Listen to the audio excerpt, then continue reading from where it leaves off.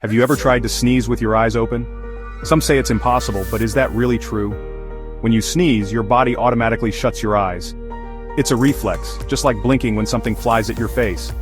This happens because the trigeminal nerve, which controls your face, links your eyes and nose. But technically it is possible.